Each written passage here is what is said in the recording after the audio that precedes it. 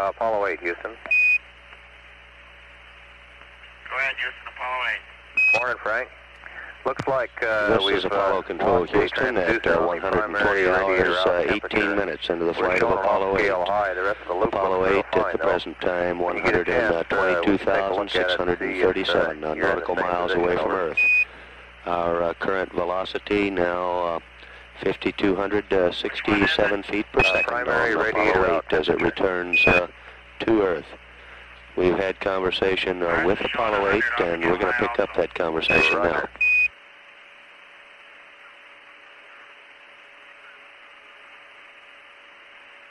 Apollo Control Houston, as you heard, all three crew members, Borman, Lovell, and Anders, are now awake and ready for business. Apollo 8 has completed its platform alignment, and as you heard, the cislunar star sighting operation has begun. This matching the stars with now, at this phase of the mission, the Earth's horizon. Jim Lovell, now awake, handles these activities. Following P-23, the cislunar navigation exercise, Apollo 8 will return to its passive thermal control attitude. A bit earlier we performed, or just prior to the GNN exercises, put one of our reaction control system quads into a cold soak briefly. Apollo 8, Houston. The read out temperature transducer reference, transducer of course being a piece of instrumentation equipment, and we wanted to cross-check with the crew as to readings. As part of today's activities, there's a period of television. This scheduled per our flight plan at 128 hours ground elapsed time. We've just received a further weather update for our landing area. Weather conditions in the planned landing area, this about 900 miles southwest of Honolulu, are expected to be satisfactory at landing time Friday morning. Weather conditions expected are partly cloudy to cloudy skies, moderate winds, seas about 4 feet, and the temperature near 82 degrees. Scattered showers are also forecast for this area, which may lower ceilings to near 2,000 feet and visibility to 5 miles. We've had, while we were talking here, a brief further conversation with Apollo 8, and we're going to pick up on that. That was our final exchange with Apollo 8, the conversation with Bill Anders. And at 120 hours, 24 minutes, we'll continue to monitor. This is Apollo Control Houston. Apollo 8, Houston. Go ahead, Houston. Roger, Frank. All of your primary loop temperature readings look just fine. Your evap in temperatures are normal and indicate you're getting normal mixing.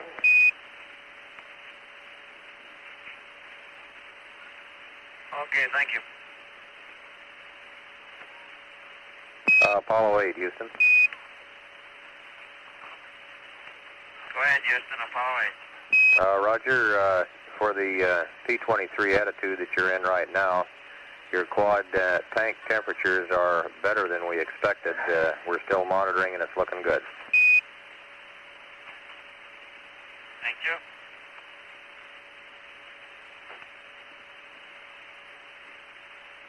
After we complete this, you want us to return to the PTC attitude, is that correct? That's affirmative, Frank. Will you have someone get up the gimbal angles for us to point the x-axis of the Earth at the TV time, please? Wilco. Also, Jerry, I'd like to know our range and velocity at that time. Roger, Frank. You want the range and velocity at TV time? Right. Apollo 8, Houston. Go ahead, Houston, Apollo 8. Roger, at 128 hours, your altitude is 97413. Your velocity is 6... Stand by just a minute. Okay. At 128 hours, you say? Roger, that's TV time. Your altitude is 97. Okay. Your altitude is 97413. Velocity is 6072. Roll is 1 degree. Pitch is 58. Yaw 0.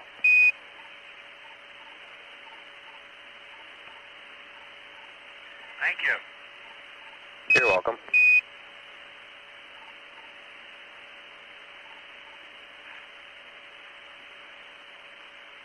I just got a newspaper, Frank. I'll go through it and pick out some news items for you. Good, that'll be great. We'll just eat breakfast. How you having your eggs this morning? Bacon. All except Level, he's having eggs Benedict, he says. Figures.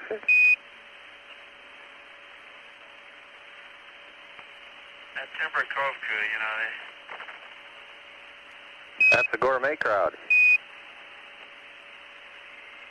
so stocking set.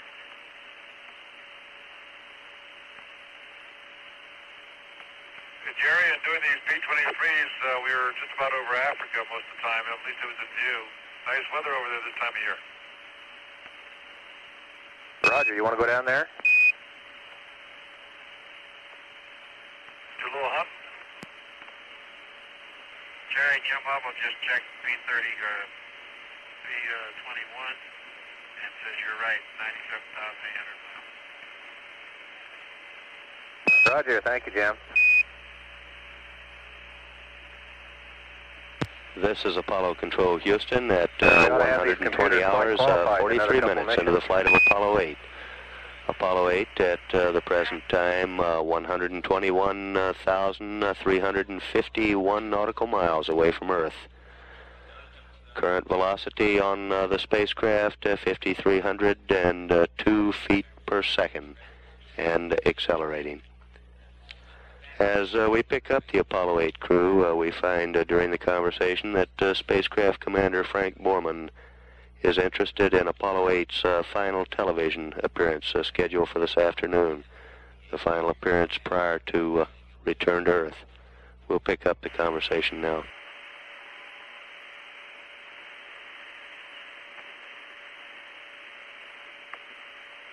Houston, Apollo 8. Apollo 8, Houston, go.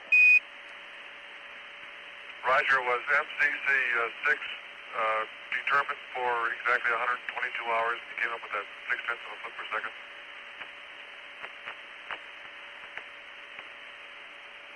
Roger, Jim, at exactly 122, we were figuring 0.5. Roger, I'll try it again now at the same time using B-37 with MA. The last time we did it before the last sightings, I got 2 feet per second. I'm going to see what I come up with this time. Roger. This is Apollo Control Houston. We repeat those altitude and velocity numbers at 128 hours ground elapsed time. That time for the final television transmission for Apollo 8 prior to return. At that time, the altitude is to be 97,413 nautical miles, velocity 6,072 feet per second. As you heard, we do expect some news items to be passed on to the crew shortly. And so at 120 hours, 48 minutes into the flight of Apollo 8, this is Apollo Control Houston. Apollo 8, Houston.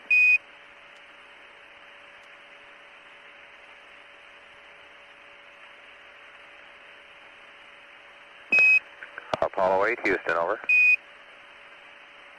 ahead, Houston, Apollo Apollo 8, this is Houston. We're ready for you to start your wastewater dump anytime now. And could we have a crew status report? You may. We had a good night's sleep. Everyone slept at least 7 hours yesterday. And we just finished breakfast, drunk a lot of water, and I think we're in very good shape. Just used the exerciser.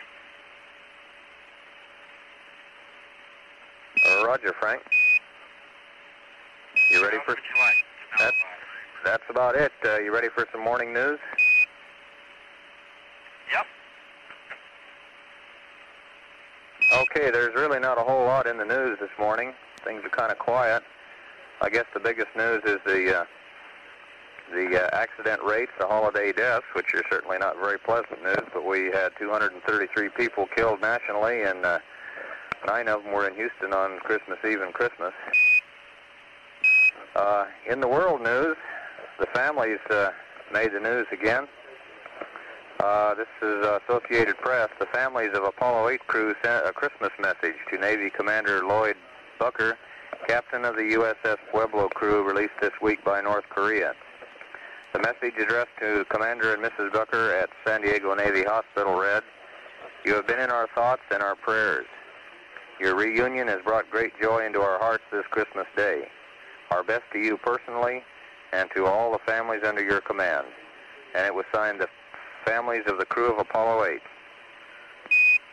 Space officials said that the message had been suggested and written by Mrs. Frank Borman. Thank you. Let's see, elsewhere in the national news, the newlyweds, David and Julie Eisenhower, came away from their secret honeymoon hideaway to have Christmas dinner with President-elect Nixon and his family. In New York City, the world's busiest harbor was reduced to almost complete inactivity Christmas Day due to a 5-day-old longshoreman strike and a rare hiatus in shipping schedules. No ships arrived or left the harbor. Ferries running on reduced holiday schedules provided the only marine activity.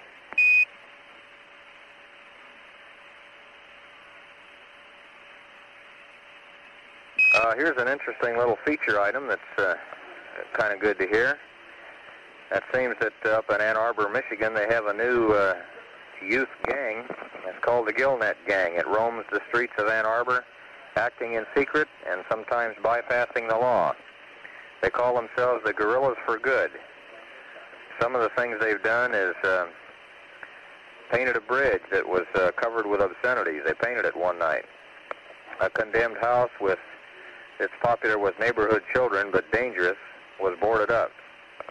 Downtown planters, unfilled because of a debate over which group was responsible, business or government, were filled with flowers.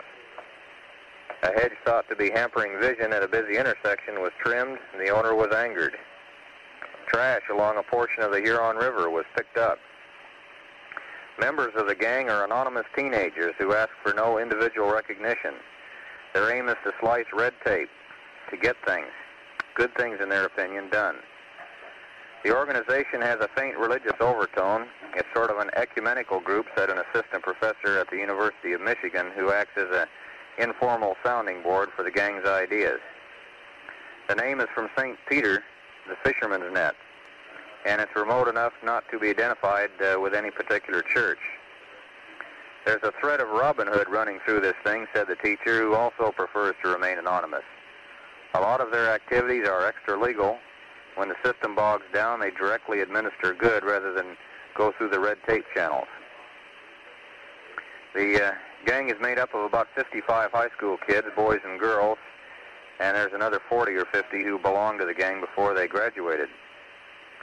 The idea for the gang evolved from a trip to Detroit's slum area where a church group, youth group, noted the way that street gangs operate. They were impressed with the methods of operation and decided to organize for a somewhat different reason. It was a chance to do things for the pure sake of giving, said the gang's advisor.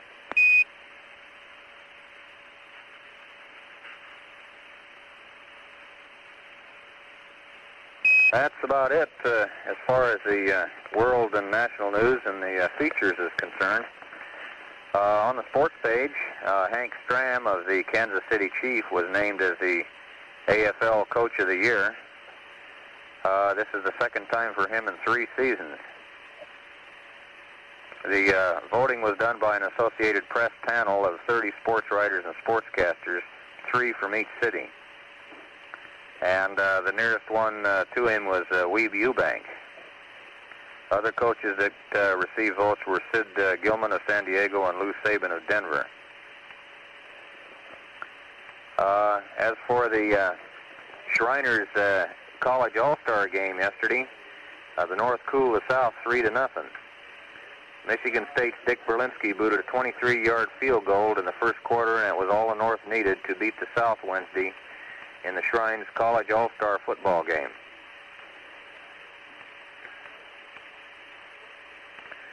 Let's see, I guess the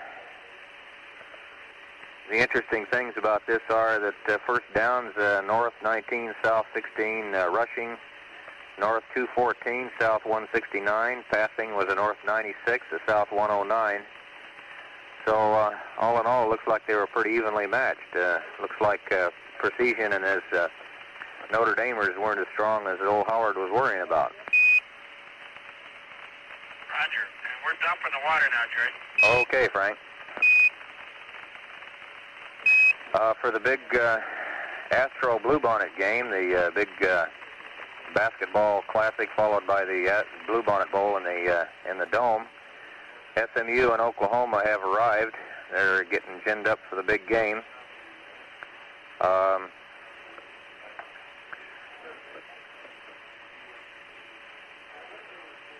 Doesn't say here, I don't believe, which are favored.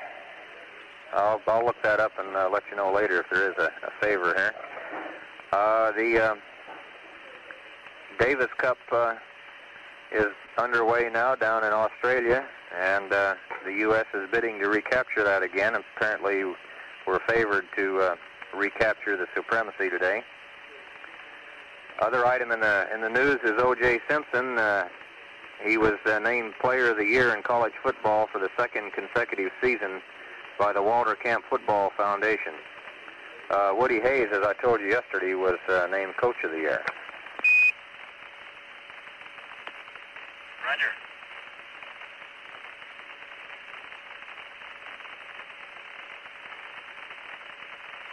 Well, I guess that's about it, Frank. Thank you, Jerry. Appreciate that.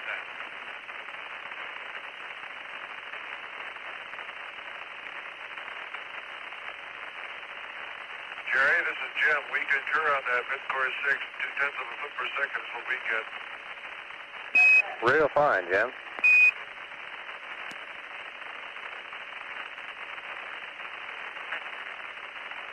You want to just turn off your radios and come back without us?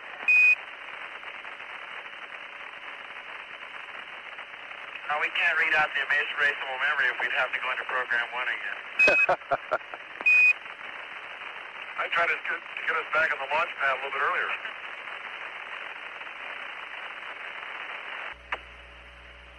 This is Apollo Control Houston at 120 hours, 3 minutes. Now into the flight of Apollo 8. The Apollo 8 spacecraft at present to 120,309 nautical miles away from Earth. Its present velocity 5,331 feet per second. We received a status report from the crew and capsule communicator Jerry Carr. Sometimes a newscaster here in Mission Control passed along the news to Apollo 8. We'll pick up at this point. Frank, one other little item in the news here thought might be interesting is, stand by. Apollo 8, Houston. Go ahead, you're loud and clear. Okay, I got interrupted there for a minute. Bob Hope's back out in Vietnam again with his troop, doing a great job as usual. One little name in the news story here is from the USS New Jersey.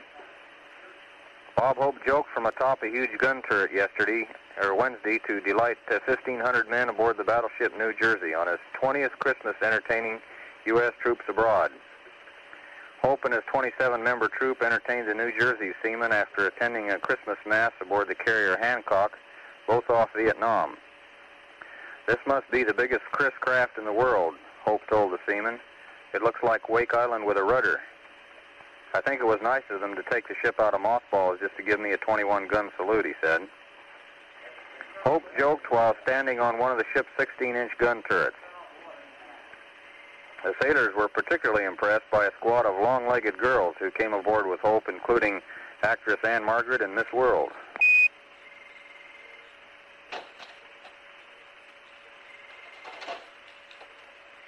Did you say that was his 20th trip over there at Christmas time or overseas at Christmas time? That's right. This is the 20th time he's been overseas for Christmas with the troops. He's as old as Jack Benny. Roger. Hey, you can turn off the water dump now. We're in the process, or as we say in the aerospace business, that's in work. Roger, you do good work.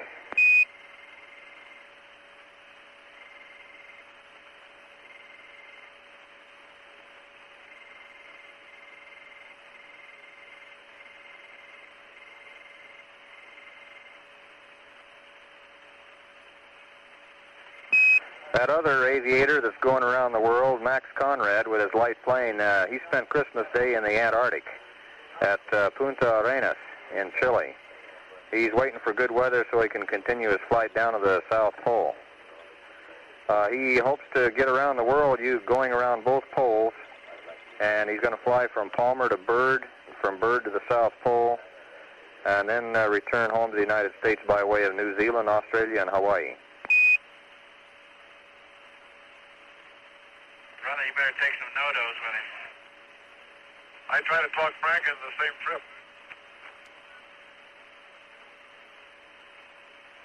You can give him a weather report from Apollo 8. The South Pole is really clobbered, or at least it was the other day. Roger.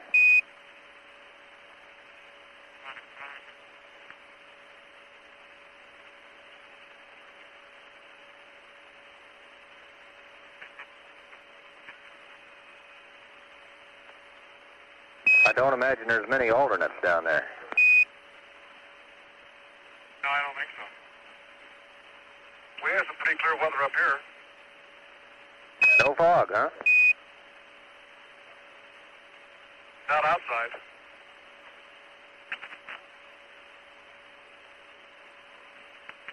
Actually, it's snowing outside right now with that wastewater dump that Bill just did. Roger, does it look a little bit like Christmas? Right. Jerry, do you have a decision on what we're going to do about this next mid-course?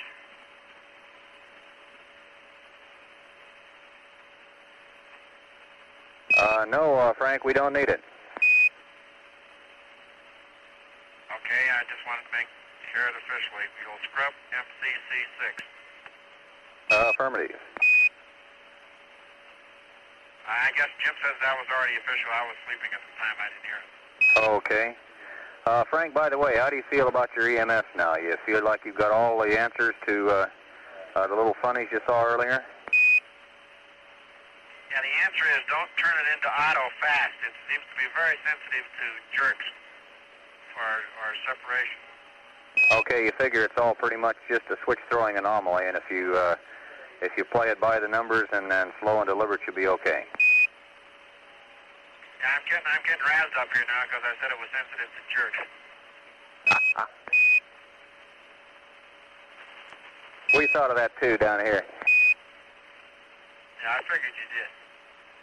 I told Ken last night at separation after TLI, when we separated from the S4B, we got a nice bang out of the pyros, and the EMS jumped over 100 feet per second.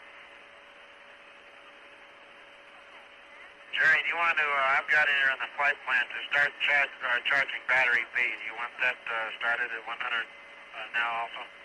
Affirmative, Frank. Okay.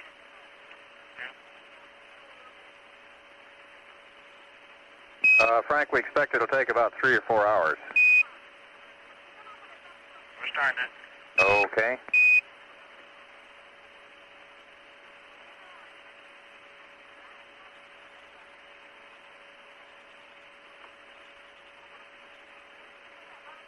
And we're happy to report the Earth is getting larger. Roger, that's comforting. Looks like you're going to make Earth instead of Venus, huh? Right.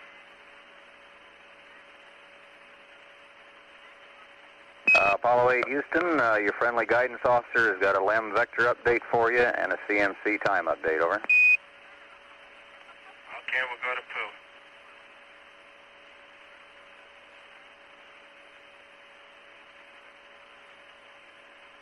Pooh and accept. Roger.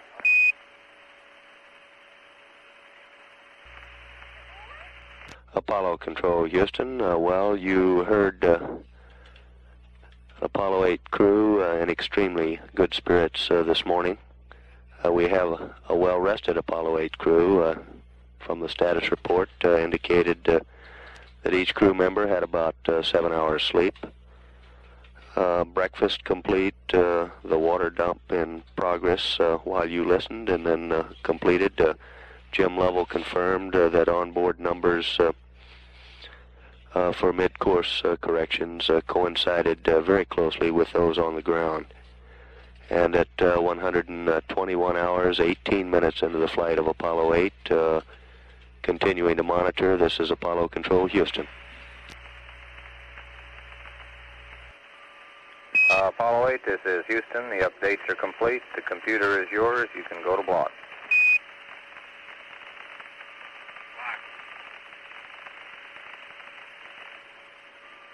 Houston, we won't transfer that state vector since we're not going to do this MCC. Is that all right?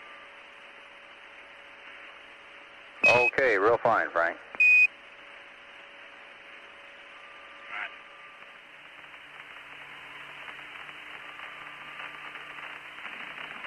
Houston, Apollo 8. Apollo 8, Houston, go.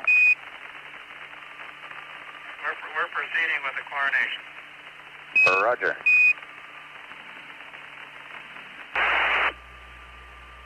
This is Apollo Control, Houston, at 121 hours, 41 minutes into the flight of Apollo 8. Apollo 8's altitude above Earth at this time, 118,346 nautical miles. Present velocity reads 5,387 feet per second. We've had only a brief conversational exchange with Apollo 8 since our last report, but we'll play that for you now.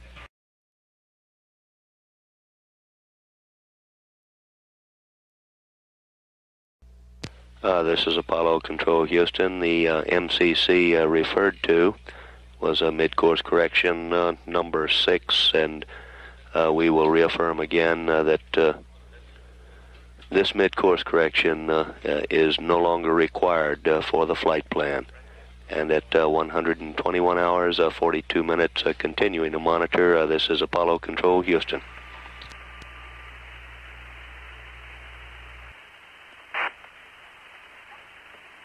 Apollo 8, Houston, biomed switch to center, please.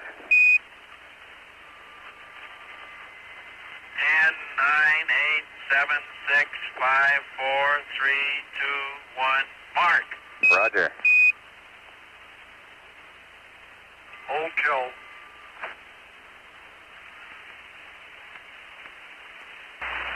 This is Apollo Control, Houston, at 122 hours, 13 minutes, now into the flight of Apollo 8. Apollo 8 altitude at the present time, 116,650 nautical miles above the Earth. Present velocity reads 5,436 feet per second. We've had only an abbreviated contact with Apollo 8 since our last report, this requesting a biomedical switch, and we'll play that now. Apollo Control, Houston, that's it. And so at 122 hours, 14 minutes into the flight, continuing to monitor.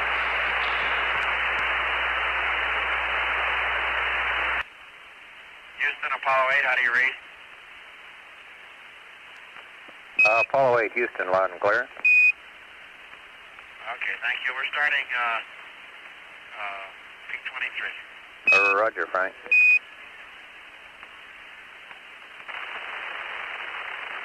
Apollo 8, Houston. Go ahead. Apollo 8, this is Houston. We've lost all CMC data on you. The last data we had showed a high and middle gimbal angle, over. No, I'm fine. How come you lost the CMC data?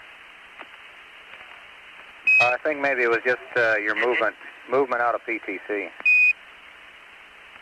see, fine. Thank you. It was high. I was watching it, though. Okay. We have data now. This is Apollo Control Houston at 122 hours, 47 minutes into the flight of Apollo 8. Apollo 8's altitude above the Earth at the present time, 114,904 nautical miles. Its present velocity as it's coming back to Earth, 5,487 feet per second. Here's a replay of the last conversation that we've had with Apollo 8. Apollo Control Houston, and as you heard, this reading on the middle gimbal angle explained by maneuvering from the spacecraft from a passive thermal control attitude to an attitude for the star sighting navigation, the program 23. And so at 122 hours, 48 minutes into the flight, this is Apollo Control Houston. Houston, Apollo 8. Apollo 8, Houston. We're noticing our Quad A helium tank is starting to go up again. You got any ideas on that? Yeah, we're watching it too, Frank. So far, it's still okay, and we're talking about it. Okay.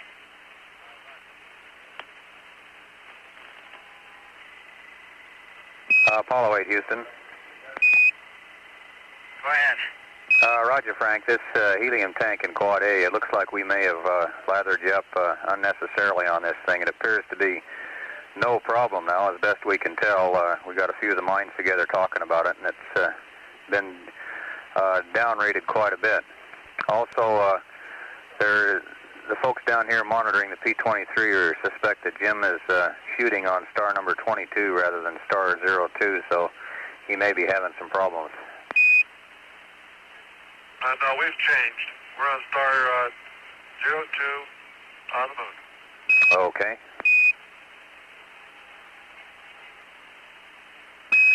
Frank, I may have to add some names to my chicken list.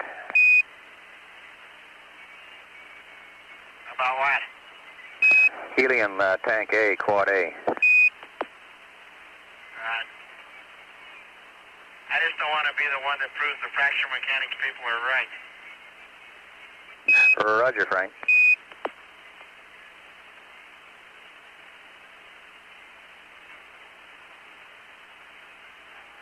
This attitude is going to have us right square into the sun, too. Roger.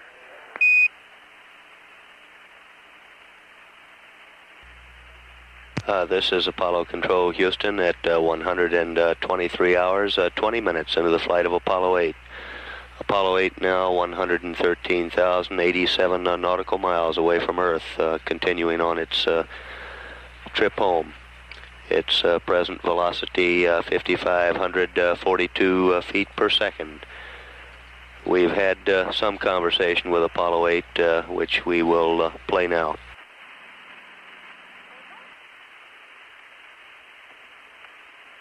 Apollo 8, Houston. Go ahead. Apollo 8, Houston, we're going to need some data from your last P-23 marks. We missed some items, and so don't put it away, and when you finish this next P-23, this is we'll get it Apollo all Control together. Houston. Jerry Carr's reference to the chicken list. This reference Roger, got some brought about for you on this on the PTC Quad that we'll A be going temperature. to, It appears right after this next now that our tolerances are even better than we had previously thought. Time, to try the nose north. Since our last report, we've talked with our retro fire officer here in Mission Control, and also Jerry Bostic, who has passed along some another look at preliminary entry numbers to us, both assuming no mid-course correction at entry interface on the roll rate rather than minus 2 hours, or if you figure on doing that at 124.30, we'll see what kind of information we get out of it. Mid-course correction at entry interface minus 2 hours. We'll pass along both sets of numbers and emphasize that they are preliminary. They're updated about every hour or so. Frank, you're burning right now 1.4 assuming pounds per hour with attitude hold in no mid-course. We're kind of interested to see if we would be looking at a ground elapsed time of entry interface RCS usage due to spin stabilization. at 146 hours, 46 minutes, 18 seconds into the flight of Apollo 8. A velocity at time of entry interface, 36,221 feet per second. An entry angle of minus 6.31 degrees. Assuming a mid-course correction at entry interface minus 2 hours of about 2 feet per second delta V, we would look at a ground elapsed time of entry interface of 146 hours, 46 minutes, 14 seconds, with a velocity at the time of entry interface of 36,221 feet per second. Our entry angle for this mode would be minus 6.51 degrees. So at 123 hours, 25 minutes into the flight of Apollo 8, this is Apollo Control, Houston. Jim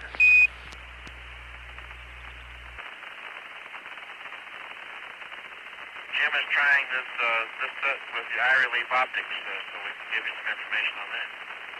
Okay.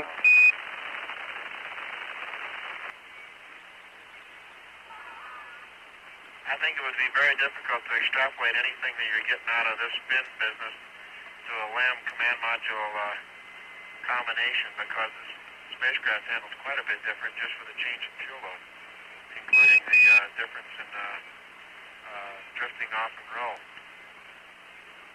Roger, Frank. We just got finished discussing that, too. We agree with your point of view on that one. I think this is more of a curiosity thing than anything at all. No, I think it's fine. No sweat. We don't have anything else to do here for about another 10 hours. Okay.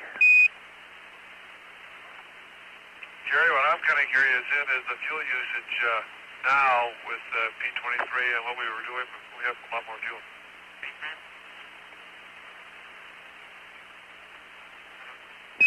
Jim, we'll take a look at that fuel usage a bit. Right now, the trend looks like it's getting better, as we would expect with the lighter weights.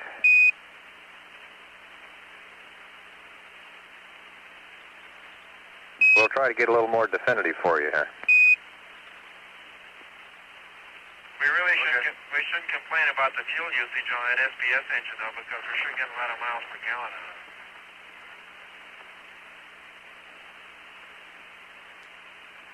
it. Roger, Frank.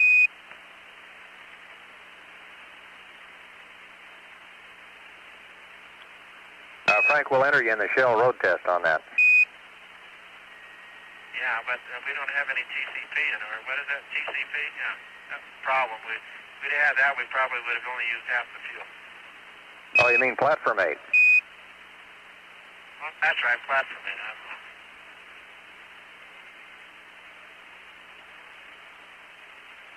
8. If you'll get the people to spread out a big one of those banners around the target area, we'll try to break it, and coast through it. Okay, Frank, we'll call some of the paper companies and see if they can find a roll big enough. It won't take a big roll, just about 30 feet. Roger. On board nav. You tell the doctors that we put William to sleep. Roger. You won't leave any scars, will you? No, he's got his tape recorder with him.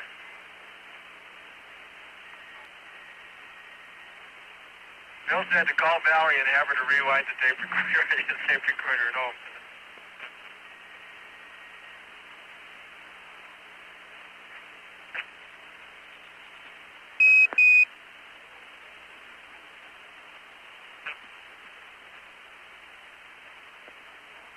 Apollo 8, Houston. Go ahead. I hate to tell you this, Frank, because Jim probably won't even be able to wear his comm carrier anymore, but that last set of marks puts your state vector right on top of the misspin state vector. Come off that, Jerry. Come on, you promised. I'll get you that bottle of brandy when I get home, Jerry. Maybe we get him to go to program 1 again today, too. Roger, that sounds good. Apollo 8, Houston, also on the flight plan for 124.30, we'd like you to run an O2 purge on the fuel cells. Okay. This is Apollo Control, Houston, at 123 hours, 33 minutes, now into the flight of Apollo 8. Apollo 8's altitude at this time above the Earth, 112,413 nautical miles. Current velocity, 5,563 feet per second. Through capsule communicator Jerry Carr, we've had a rather healthy exchange with the Apollo 8. Hey, Jerry, we were going over the checklist on entry here, you know. Roger, Frank. I've got a question. Is John Harpolder on? Roger, he's listening. John, I can't remember. Is the lift vector up, head down, or... Jerry, I'm beginning to worry up here. Roger, it depends on which way your nose is pointing. Touche.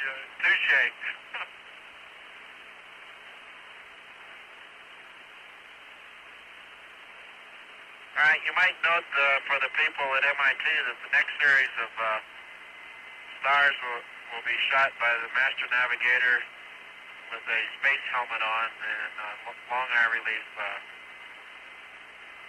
eyepiece. Roger, that ought to cut his speed down a little bit. Right.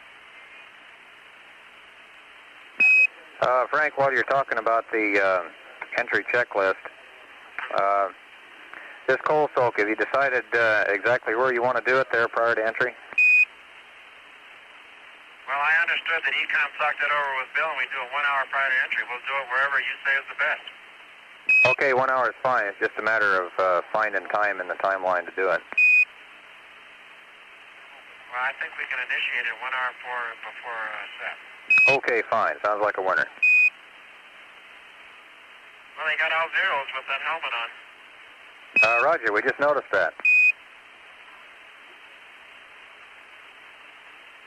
Jim's going to leave the helmet off now for the rest of it. It gets a little anoxic in there. These helmets don't have face plates, and he has a difficult time breathing with that on.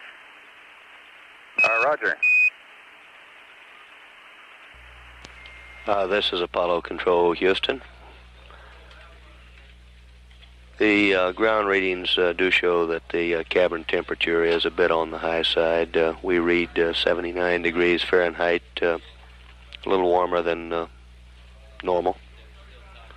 You heard the crew make a remark about miles per gallon on the service propulsion system engine. The reference here obviously to the trans-earth injection burn, which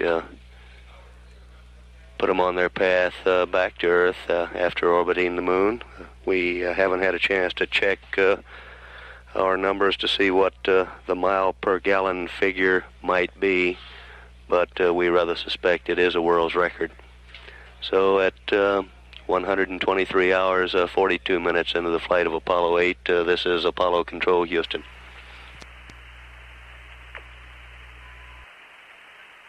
Okay, Jerry, that completes the P-23. Did you have something else you wanted to do now? You wanted to check on something from the last set. Roger, Frank. We need to get some numbers that we weren't able to copy down here. Stand by just one.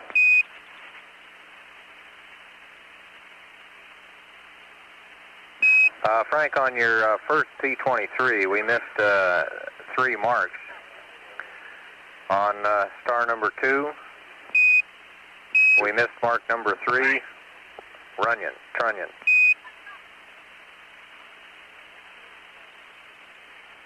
Okay, 3 Trunnion is 05650.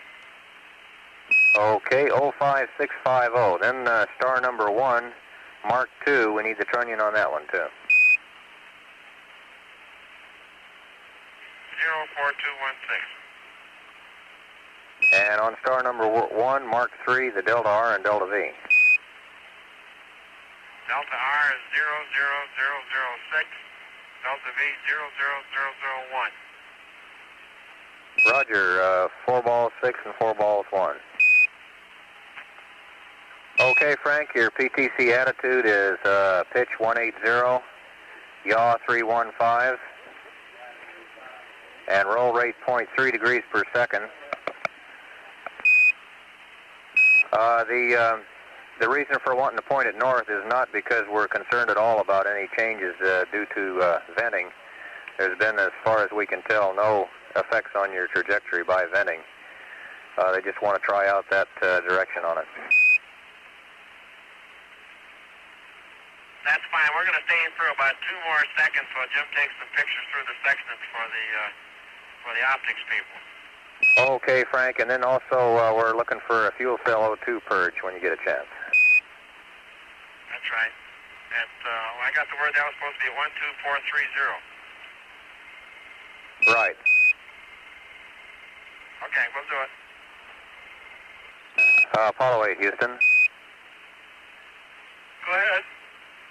Roger, for your P-37 that's coming up that you're going to run, use a mid-course 7 time of 144.46.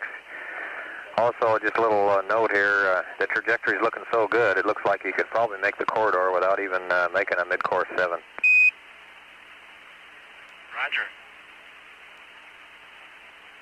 144.46 for the P-37. Affirmative. Thank you.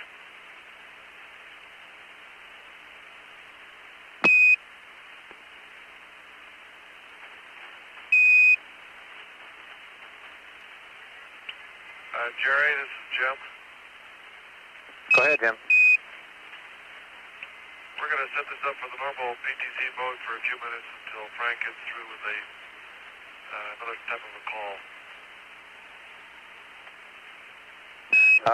Roger, Jim. When the time is auspicious, would you shift a biomed switch over to the left side? I think we ought to shift it over right now. Okay. No, they say hold it up for a little while. Medical data.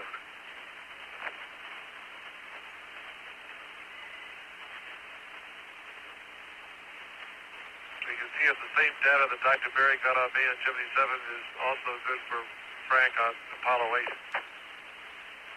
8. Roger, he heard that. This is Apollo Control Houston at 124 hours, 19 minutes now into the flight of Apollo 8. Apollo 8's current altitude reads 109,929 nautical miles above the Earth. Current velocity reading 5,641 feet per second. Since our last report, we've talked to the Apollo 8 spacecraft Commander Frank Borman and Jim Lovell on a range of subjects, and we'll pass those along. Houston, Apollo 8. Apollo 8, Houston. You see that program alarm we got when we went through P-37, 1302? Affirmative. I'll run through it again and see what happens here. Roger. And we're monitoring.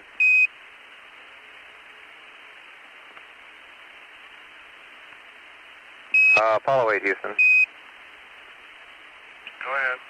Looks like you loaded the wrong time there in P-37. You should load 144.46 for your mid-course time. Looks like you loaded 146.46. Yeah, I have it here. I wrote it down, 146.46. Okay. Roger. I guess the best way to terminate this is by going back to POO, is that right? Affirmative.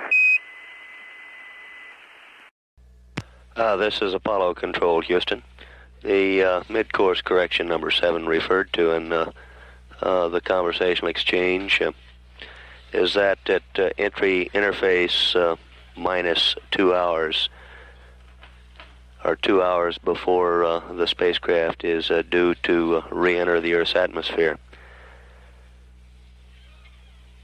And this would, consistent with an entry interface time of 146 hours, 46 minutes, would read 144 hours, 46 minutes. The reference to POO is program 00 aboard the computer, the onboard computer. So at 124 hours, 24 minutes into the flight of Apollo 8, this is Apollo Control, Houston.